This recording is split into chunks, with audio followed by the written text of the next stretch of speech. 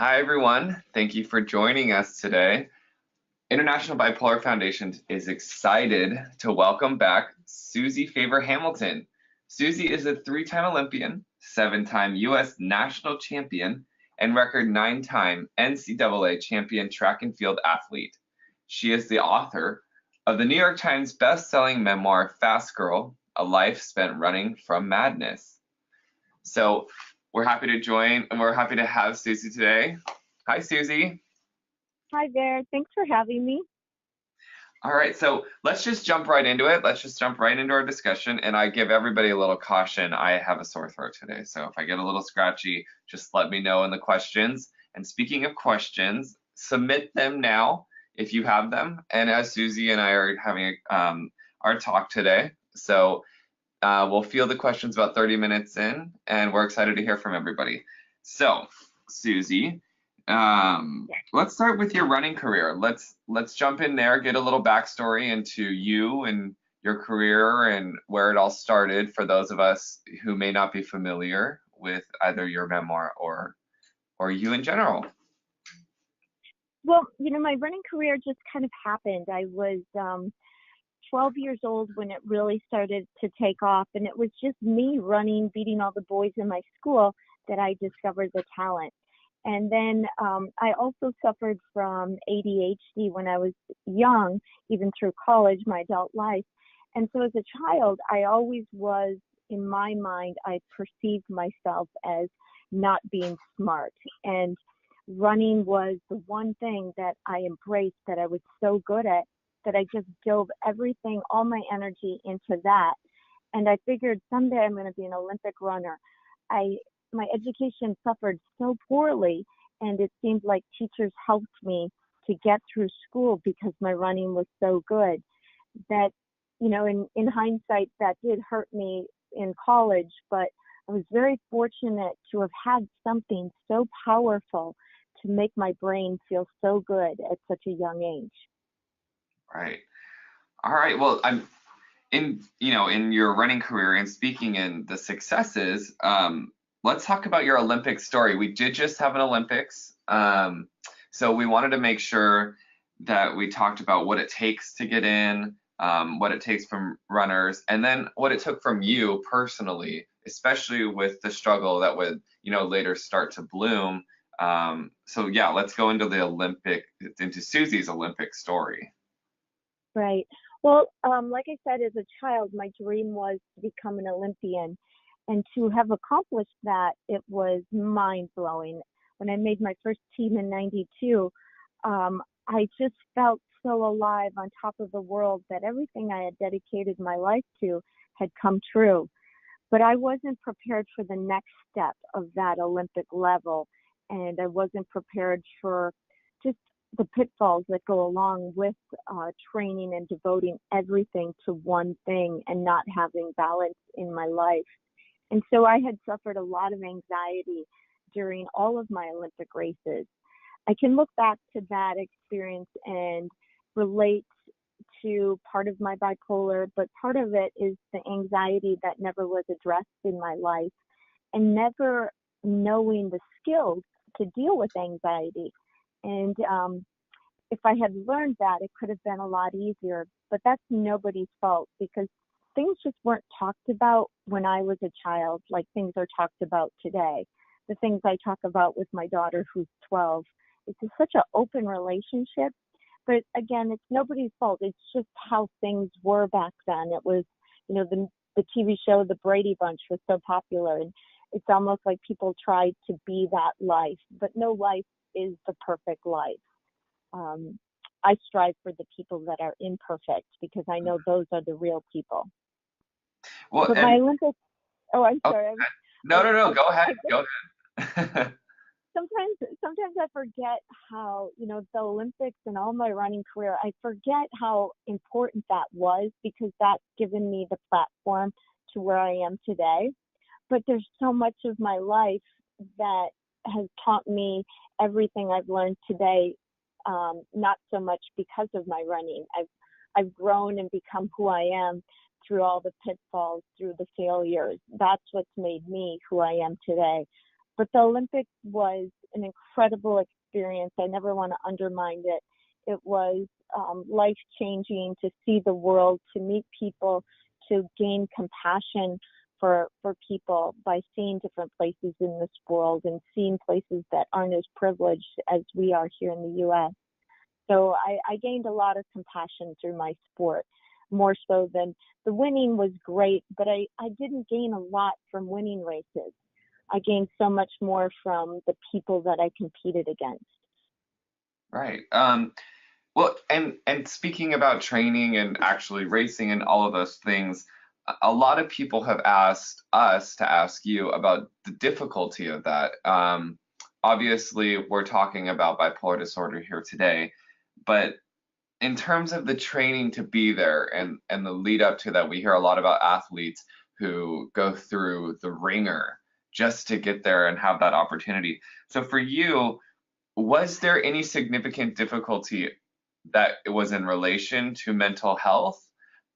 Is there something that stood out to you in that training period that was like that you look back on and say, oh my God, that's what it was, or that was a particular difficulty? Yeah, there were pros and cons, and not knowing that I had bipolar. The pros of having bipolar as a young athlete was tremendous because I was medicating myself through a drug of exercise, which was so powerful. So I was able to kind of put my bipolar at bay, meaning if I trained, 6 to 10 miles a day of really intense running, I could kind of exhaust my brain a bit. And I don't know, it didn't really make it level. I was always still a little up. But the bipolar definitely gave me the energy to train. So training was so normal for me. I wanted it every day. I needed it every day. So it was never a problem to be motivated. People would comment and say, I'd hear this behind my back or from my coach saying, oh, she's going to burn out. She's way too young to be competing and running this fast. And I remember thinking, well, what's burnout? I mean, I love this. It gives me such a high. So that was the gift of having bipolar. Now, the downside was the brain. I couldn't control my thinking. I couldn't control the negativity, the self-doubt, the anxiety, the pressure. I couldn't control any of that. I didn't have the skills to know how to deal with any of that. There was a lot of negativity in my brain and a lot of insecurities that I had gained throughout growing up as a child, people telling me things that were wrong, that made me feel very insecure. And so that hurt me a lot in my career. Did any of that sort of come to fruition with the media attention? A lot of celebrities, a lot of people in the public eye have started to talk about mental health or their personal struggles with their mental health.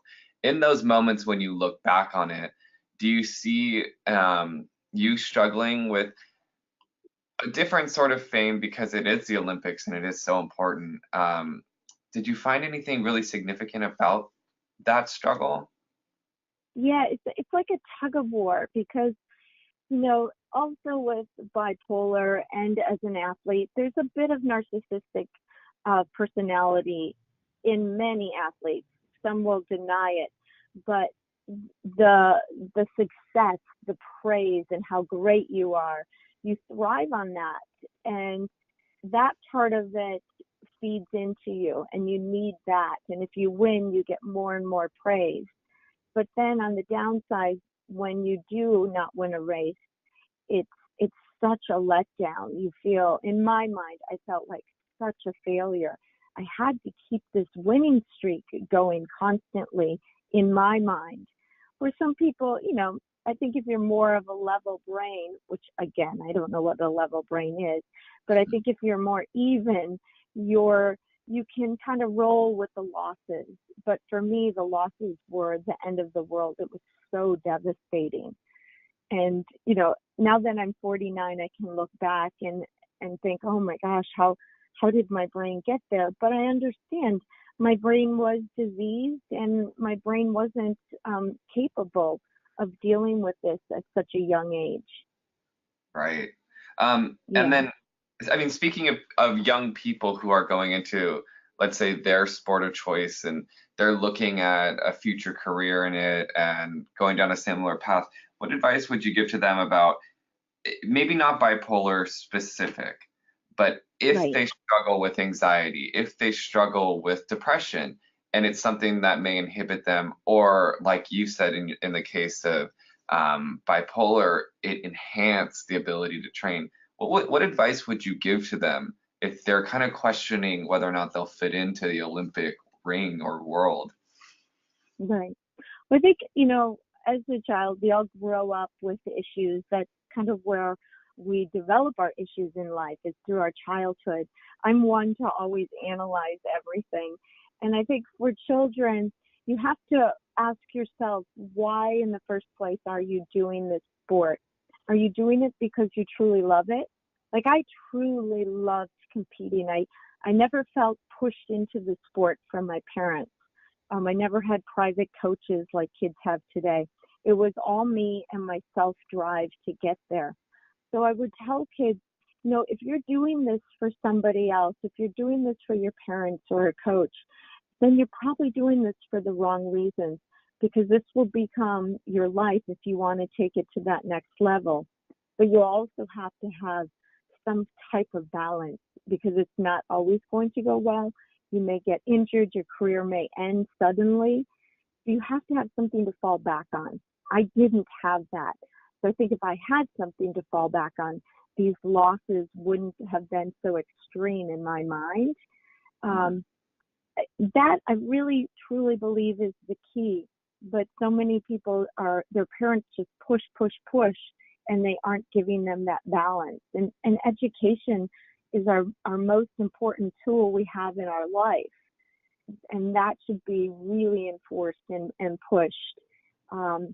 So again, I think it's also speaking up, and young kids don't always feel they have a voice to speak up. But speak up. If you can't speak up to your parents, speak up to a school counselor and say, I'm really struggling. This is really hard for me. Speak up to a coach who you can tell, I'm really feeling a lot of anxiety. Is there a sports psychologist I can talk to? So you have to seek out help. And again, that's so hard for a child to know to do that. So I think coaches have a huge responsibility in our children's lives today to be the right role model and not be the coach who is looking for his own self-interest. And that's something that bothers me today, is too many coaches it's a reflection on them. Well, and I think that opens up a great discussion about maybe not Olympic sports, but we see in football players in high school and colleges, and then actually and then the training to get up to the Olympics and to compete there. Do you think that mental health intervention would be something to definitely intertwine with their physical training, would be something to you mentioned coaches and you mentioned school counselors. Do you think that's a fundamental part of sports, is addressing the maybe not obsessive, but that drive and the anxiety that comes with it? I think absolutely. And I think it's so valuable for everybody in school to have that personal counseling. And it's almost impossible because our schools, we have so many children, maybe there's 600 kids in one class. But wouldn't it be great if every child had the opportunity to sit down with a counselor, and this was mandatory, to discuss what's going on in their lives? The counselor could see there's certain areas that maybe this person is struggling with, and how can we help those kids that are struggling more than others? Mm-hmm. And I think that would be a great step if we could do that. We're always looking for ideas to help these schools with, different shootings and mental illness. And we have to be more involved in the kids, in their day-to-day life and looking out for things. Absolutely. And I know they always say, well, that's the parent's job. Of course it's the parent's job, but sometimes kids react differently when they're at home and people don't see that what's really going on in their life. So more one-on-one counseling. Group counseling is great too, but sometimes that's not a safe environment for somebody to speak up. Very And true. that's also key is giving these kids permission that it's a safe environment. And I found through my speaking, I'm very vulnerable because I say everything. I don't hold back. So when I talk to people, they then automatically will come up to me after I speak and tell me a secret or something that's going on in their life that they haven't told anybody, because they know I'm a safe person. I'm not going to say anything. I'm not a doctor, so I can't be giving out advice, but I can help to guide them in some way, and hopefully they'll take that step. Go ahead. Basically, it comes down to, do you want to help yourself? And if you Absolutely. want to help yourself, you deserve, everybody, no matter what, deserves a fabulous, fantastic life. But we have to reach out and not keep it inside. Absolutely. And speaking of, you talking, you inspiring people with your story, I kind of want to let's jump past the Olympic story into, the years after, which is it takes place in your book. So for people who haven't read Suzy's book, I want to give them a kind of a backstory into, the subsequent years after the Olympics, Las Vegas, anything about, what you think is the most important parts of, your journey post Olympics and then into treatment. So let's start with a little backstory, and then we'll jump into some questions. Okay. And my story, so many layers, so many complications in it. So when I'm going to give you just a brief part of it, just know there is so much more. And so please don't judge. And I know the people listening to this show are not judgmental people, which is fabulous. You're open-minded, and I appreciate that so much. Absolutely.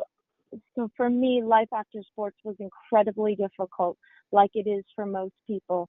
I was praised my whole life. My career ended, and suddenly I'm in real estate, soaring to the top with my husband, selling in the state of Wisconsin.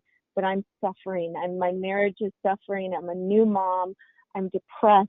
So many things are going wrong in my life. And basically, I'm diagnosed as having depression or postpartum. They give me an antidepressant called Zoloft, which is a great drug for many people. But in my case, within 10 minutes, I was given this drug that set me off in this crazy no inhibition state. And I was so impulsive on everything I did, had no filters in me. So the drug completely changed me. And people always don't, second guess. Are you sure? I am exactly 100% sure, because I know where I am today. So that drug took away inhibition. Long story short, through a process of getting there, my husband and I decided to do a few things that were private. And people do things in their lives that are private and nobody needs to know. My story became public, so people found out the things that my husband and I did together that was never supposed to be out there. So basically, I started to explore my sexuality, and I took that to a whole nother level of becoming the 3-time Olympian, who was the perfect girl who grew up doing no wrong, to becoming an escort in Vegas. And right there you're going, what the hell? How did something like that happen? The book explains that journey of how I got there. And I don't blame bipolar for getting me to that place. I knew exactly what I was doing, but I do contribute the factor of bipolar setting me in a manic state and taking away the thought process that goes into anything you do in life. I lost that thought process. I just reacted and did what my brain wanted. I was shopping excessively, not even knowing that I was spending thousands and thousands of dollars, not knowing that's a sign of bipolar. I was talking a mile a minute, not knowing that's another sign of bipolar. I was becoming extremely hypersexual, not knowing also that that's another symptom of bipolar. Reckless behavior. I lost all ability to think that I was a mother and a wife during this time. And when I was in that year of living this crazy life in Vegas, I felt completely normal. I didn't feel like I was doing anything wrong. But when I later was actually caught by a client who he found out who I was there. And when this client did this, I basically became suicidal and almost took my life because I felt I had no life left to live.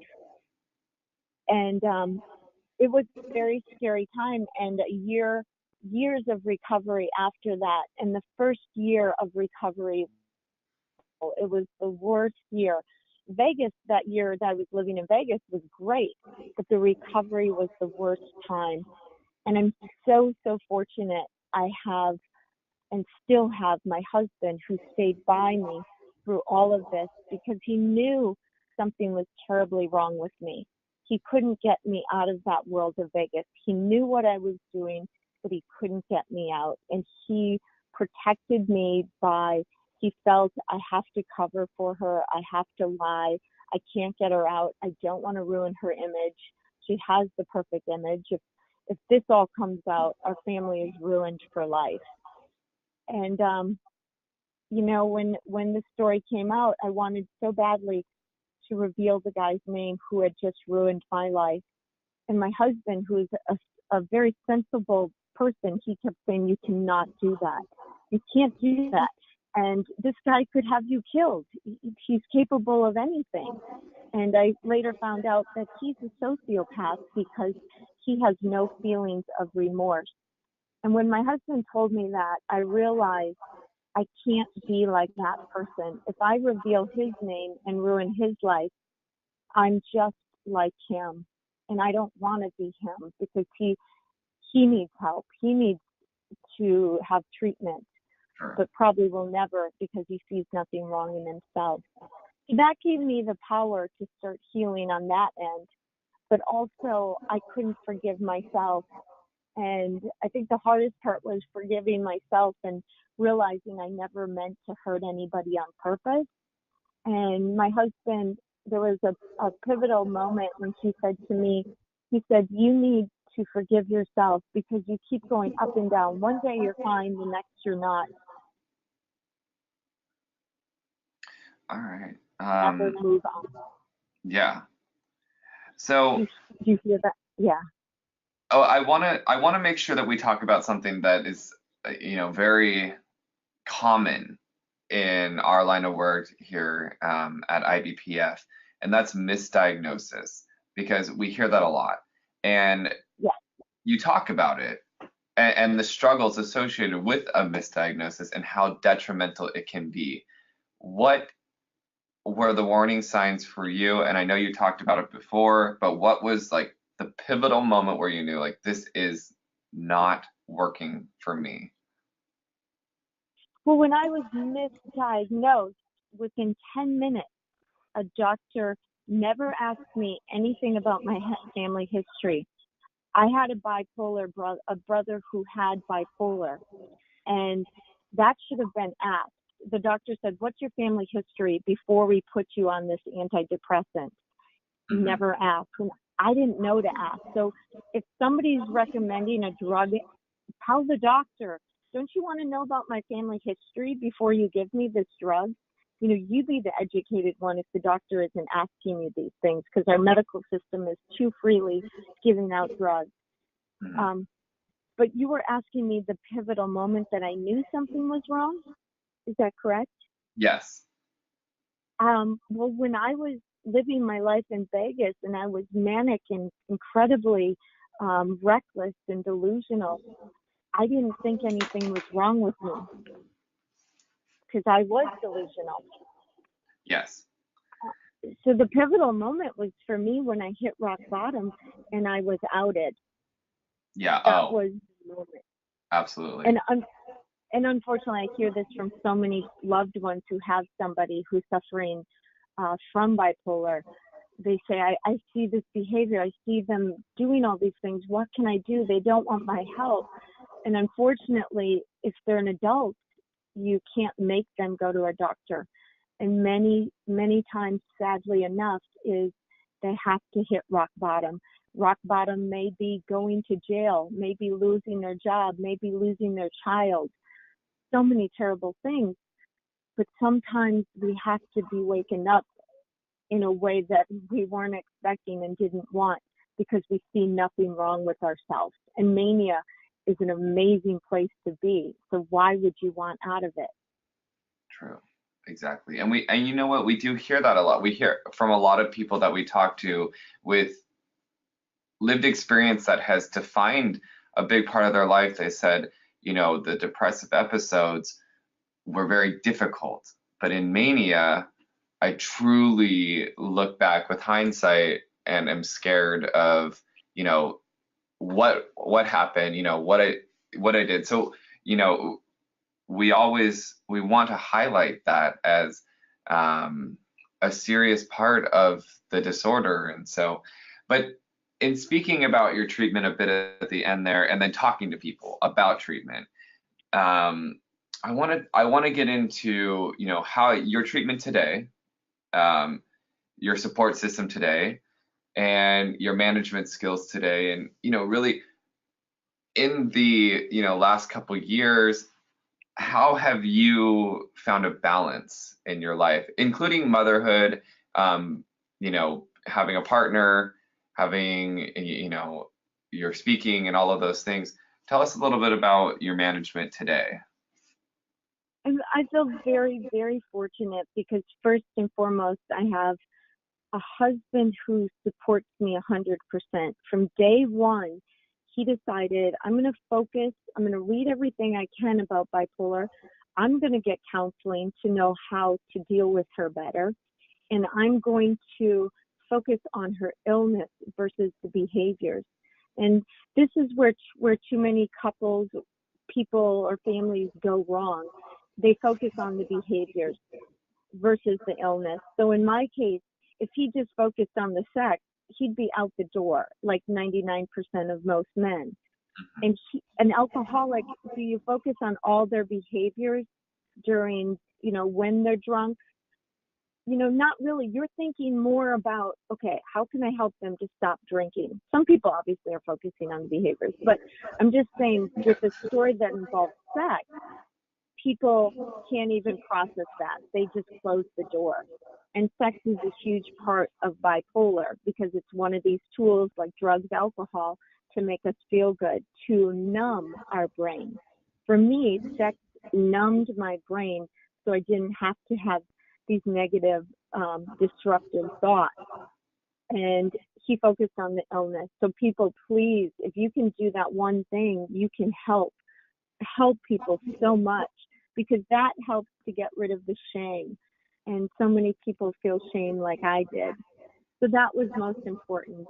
But I have to say, right now, I feel like in many ways I'm like that kid who was working out every day and training, because my exercise is crucial to me. Every day I get out there and train. I got super involved into this cardio style yoga.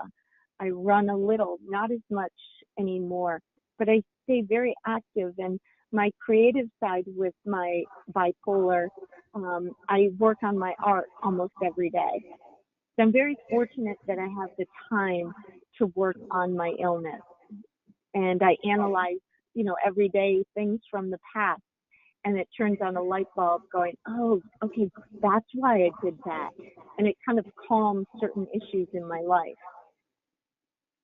Right.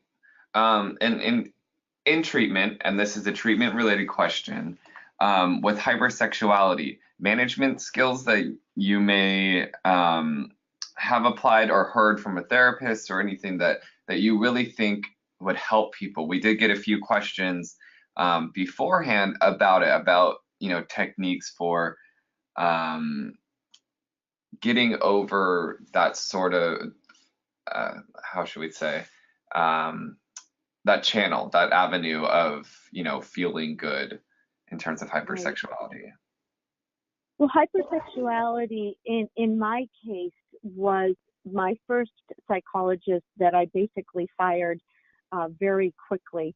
Her first thing she said was, "You can no longer have sex." Now, that's like telling somebody, "No, you can no longer have food." It's not the same as an alcoholic or a drug addict where you say, "No, you can't have drugs and alcohol." That's legit. You can't go down that avenue.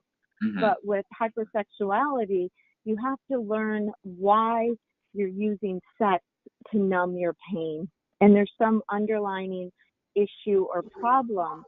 So to address the hypersexuality, you have to address that problem that is driving you there to do these risky behaviors with sex. And so that was the first step with my psychologist, to really deep down dive into all the issues in my life. And I was taken out of the environment where sex was so freely available and part of the culture, and that was Las Vegas. So being drawn out of that really helped to not necessarily diminish the thoughts, but it helped to get out of the environment, which is crucial. But also being weaned off of the Zoloft and put onto Lamictal helped the sexual urges. And that was an incredibly slow process, about 6 months before I was able to start living where my mind wasn't consumed by sex, because I was addressing the problems and I was changing medication. So people have to realize, once you're diagnosed, life isn't great and everything's better. That's when the work really begins, and that's when the pain really, really starts. Right. And keeping with treatment, a lot of people have also asked about staying in shape. So on the flip side of, treatment options, you had mentioned that training and exercising are fundamental. What are some tips for people who are dealing with, bipolar disorder, but want to stay in shape and want to combat, the side effects of medication and stuff like that? Have you struggled with it? Do you have any tips for them? Yeah, I think, the medication, I was on a medication that numbed me and made me gain weight. I didn't like that. The medication I take now, I feel very fortunate that I'm able to still have the desire to exercise, and it's become normal. But you have to make the time, no matter what, whether you get up an hour early or go at your lunch hour. You have to make time to exercise. It's the dopamine, the endorphins that are giving us that high, and this is such an easy way to do it. And also by eating the right diet. I eat way too much sugar, and I'm trying so hard, but it's very difficult because sugar gives me that rush. So eating, exercising, the right people are crucial. You have to get rid of the people that are bringing you pain in your life. And meaning get rid of, maybe divorce yourself for limited amounts of time with those people, because that is really going to keep you stuck if you don't get out of that environment. Absolutely. And that's hard because people don't always have that opportunity to leave their environment. Absolutely. So I want to now pass it to our audience because we've gotten a few good questions, so we have some there. If anybody else has any other questions for Suzy, please write them in now, because we are going to jump into the Q&A. Let's see. Here's one that stood out to me. So we talked about teachers and counselors and coaches in high school or younger for students. Do you have any stories about your teachers giving you support, or a counselor or coach giving you support and guiding you? Well, with my coaches, I was always winning. So that was always the praise. I never had really any negativity with my coaches. But I remember some teachers. I remember a teacher in high school telling me, "You're never going to make it." I had a scholar I was a scholarship to UCLA, and I remember a teacher telling me, "You're never going to go to UCLA. Why do you even want me to write this letter of recommendation? You have no grades." So I remember just hearing from a teacher that basically he was telling me I wasn't smart enough to go to college. What kind of person does something like that to a child? Very negative. So things like that could have been avoided. And just different experiences in college too, with different professors, in that I was getting D's and F's, and magically I passed with a C. I mean, that was lucky for me at the time, but it probably didn't help me in the real world at all. I think we just need more compassion and more positive people. I think when people reflect negativity on us, it's more of a reflection of how they're feeling. And I didn't know that at the time. But the high school teacher who was saying this to me, obviously there were things going on in his life that he had to say these negative things to me to somehow make himself feel better. Well, I have to assume that actually may have encouraged you then to keep winning in the long run. But absolutely, I mean, and finding the support system is hard. Do you have any, this is kind of a two-parter in dealing with maybe parents and their support, and not just athletics, but in any passion and in any sort of, expression of their passion. What about tips for parents to sort of dealing with encouraging students or young people to keep following their passion? Did you have that support system, and did it help define you? My parents were very supportive of my running. And I think maybe, if anything, maybe they focused too much on that, but that's not their fault, because I was excelling at such a fast, extreme rate that they saw a future for me. But parents should be willing to reach out and talk to their child if something isn't going right in their life. The child should feel that they can say anything to the parent. And my husband and I have opened the doors completely to our daughter, who is 12, on any issue. She can talk to us, from kids at school, from bullying to sex, to if kids are doing drugs in school. Everything is an open door, and we never, ever say to her, "Don't talk about that. I can't believe you just said that." That never comes out of our mouth, because if we place a negativity into her that something is bad, she's not going to talk about it, and she may go do it. So we want to educate her so she can make the right decisions and know right from wrong. So not scolding your children on curiosity that they may say. It's a good opportunity to educate and help them learn versus scolding them. If I have a second, I have a quick story. I had a mother, after my story came out very quickly, she wrote to me and wanted some advice. And I'm thinking, oh my gosh, I'm probably the last person in the world to ask for advice. I'm in the middle of a crisis here. But she had a high school daughter who had slept with a boy in school, and the boy posted this pictures on the internet. And so the mother was so disappointed that her daughter made this decision to sleep with this boy. And I had told her back, I said, listen, this is, high school kids are going to explore their sexuality. This is normal. And if you want my advice, I'm just giving it to you, what you asked for it. So I'm going to tell you, the last thing you should do is scold your daughter or shame her.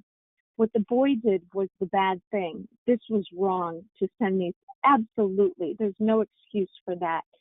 But your daughter, she didn't do anything wrong. She was exploring what young kids do, and make her not feel shame, because she's suffering in shame right now from all the kids at school, and help her to realize that she's a wonderful, powerful, beautiful person, and she did nothing wrong. And she didn't think of it that way, as simple as it is. We can help our young kids by just supporting them. Well, and in keeping to that, let me ask a question. This is a personal question of mine, in relation. Do you think that children suffer if their parents have a similar, story, which I'm not going to say there's a lot of parents out there who, are Olympic athletes and all that stuff, but say a parent has struggled. Is it important, do you think, for children to know about those things? And if they're in the public eye, have you found any, stigma against your daughter in being honest about your story? No, it's been amazing how supportive once parents, there may be a little judgment before somebody meets me, a parent or two, but after they meet me or maybe they read my book, they see, oh my God, similarities in their life, and they realize, okay, I'm not perfect. Why am I judging her? And then they start sharing their issues or things in their life, which makes me feel good because they know they can talk to me about it. My daughter, though, honestly, she hasn't received any type of backlash from my story because we've decided to make my story open and open the gates to it for her, that things in life don't go always the way you want it. Life isn't perfect. And kids need to, have failures and realize we can prepare them by these failures and these disappointments for when life takes a drastic turn. Like in my case, I wasn't prepared to know how to deal with all the backlash that came against me. And I think it's important to educate our kids also on the disappointments in life, because we can't coddle them for the rest of their life. That's not going to help them. Sure. And have you, and this is an audience question, um, any anything in the last few years or so, any stigma against your story or yourself that you've noticed in meeting with people or talking to people, interviews, book signings, all of those, situations? Have you found anything significant, any stigma wise? Well, yeah, I still sometimes if I were to post a picture of myself in maybe a more vulnerable picture, let's say I'm doing something that may look a little more sexy to the viewer, and they may want to judge me and say, oh, she's falling back to her past. And for me, I tell them, in the post that I'm saying, I'll say, I'm empowered now to be the person I want to be. You may want me to go back to being the innocent, sweet person that I always perceived, which wasn't me. But now I'm being true to myself. And if you don't like it, then don't follow me. Don't look at my pictures. But I'm living the life I want to be. And that's helped me to get better instead of falling back into the trap of the old world or the old life I lived. And that's really a big key to recovery, is being find out who you are. I took the good parts of it. The destructive behavior is no longer in my life, but I've kept the good, and part of the power of the strength that I gained through my experience, I keep with me. But I'll have comments still. People will say, some comment about sex and how awful I am.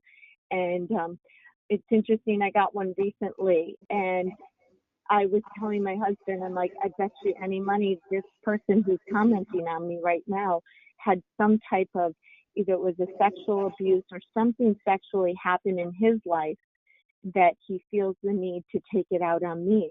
And so I just commented back, which I usually never do. But in this particular case, I felt it was necessary just to basically tell him, I'm really sorry that you feel that way. And I think I know you're judging, and it's really destructive what you're writing. That's only going to hurt people in the future. I'm strong enough to know your comments don't hurt me. But then what happened afterwards was not expecting this at all. He wrote me back and he said, you know what I did was completely wrong, and I'm sorry. And I was sexually abused as a child. And it just was confirmation what my psychologist had told me. that these comments reflect issues with them. It's not about me, it's about them. That is an interesting perspective and story, and I think that's important for you to talk about that with our audience, because I'm sure most of them or some of them have children or them personally on social media and interacting with people they may not know, and there's that that limitless opportunity to do what this man had done to you. So I think that's really important to talk about. So thank you for sharing that story. And then, but in speaking about that experience personally, we do have a question about, do you ever consider what may have happened if you had not been outed and and left Las Vegas? I would be dead. And the only reason I would be dead is because I was going down a slippery slope of drugs. And the risky behavior with no filter or impulse control, I would just continue to experiment with the drugs. And cocaine was inches away from me before I got outed. And because I have an addictive personality, I know I would have overdosed, because I would have kept doing and doing. And so that would have been what would have killed me. And in many ways, the person who had outed me, and I never want to glamorize this person in any way, he helped to save my life, but he almost took my life at the same time. It was a very, very difficult time. Right. But in sharing that as well, you speak on a lot of people who, it takes something so terrible to come out of it. But then speaking of drugs and alcohol and we've heard from a few people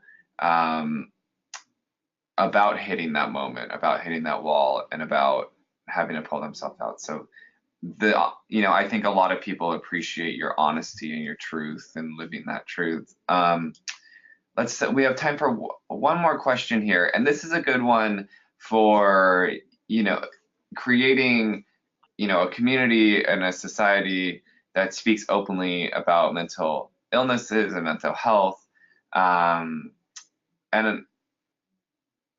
So this viewer created an online community for athletes with mental illness, which is fantastic. Is there anything that you feel would need to be included? Anything helpful to aspiring athletes, professional athletes, I should say, competitive athletes? What would be a few things that you would include if you were, trying to inspire them to follow that passion? And you're saying that these are athletes that do suffer from a mental illness? Yes, yeah. Well, first of all, I would praise them that having a mental illness can be a gift in so many ways, and it's probably brought them to where they are today with their success, because it gives you such a drive. So I would tell them to scream at their lungs and stand up proud and not hide behind that. Speak up about it. That story, you're helping somebody else who's silently suffering, that has no voice, but you're starting to give them a voice to speak up. And when you share that with other athletes on your team, you'll realize how powerful it becomes, because now you're starting to help others. And I hope that most people in life, their genuine goal is to help others. And we all aspire to be better people and help other people. But here's an opportunity for everybody to do so. And it's as simple as sharing your story. I have so many people almost daily share with me a part of their story, and you would never expect it. And I love you. I'm gravitated towards you because you're sharing your imperfections. You're real and honest. You're not fake living behind this perfect facade. And I think just speaking out is important. And then addressing athletes How can we help you? How can we be a source of help? What's going through your mind at night when you're sleeping? Can you jot those thoughts down so we can address them the next day? Because that's obviously the anxiety. And let's start really working to open up and understand that the gift you have should be used. It shouldn't be taken away because of your mental illness. The mental illness can inspire and help you versus being a negative thing. Make it a positive. You're here because of this, and this is a powerful, positive thing. We can help you to kind of rein it in. And I should clarify as well. It is for recreational athletes too. So our viewer did say as well.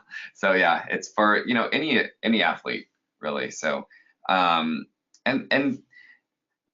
like and I think a lot of people are very appreciative that you told your story and you didn't really have to, and you didn't have to be honest, but it's such a needed voice. So thank you for being an important voice in the community. So I want to ask, how do for anybody watching, for the people that watch after, how do we get in touch with you? Where can we see you? Where can we message you and talk to you? Yeah. Well, basically, the two best ways for me are Instagram, which that's so simple. It's just Favor Hamilton is my tag name. And then otherwise, my website, Suzy Favor Hamilton, is another way. Both ways you can either DM me, or I have at the bottom of my website where you can write in, and I get that email personally. I get everything sent to me. And I do respond. It may not be immediately, but I do respond to everything. And I just want people to know that their life matters. And we want you to know that. And I want more than anything. And now that I am life coaching people, my clients that I talk with or I meet with, I was just in Chicago meeting with some clients there. The issues that I'm dealing with them is shame, and how shame has taken their life away. And I want to help these people to no longer feel shame. They did the things they did because they needed that at the time to survive. And it's very important to be able to move on with your life and get rid of that shame.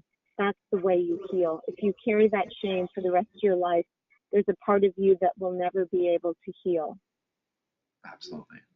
All right. Well, thank you everyone for asking fantastic questions. Thank you, Suzy, for taking those questions, and for being, so honest and living your truth today. So that's fantastic.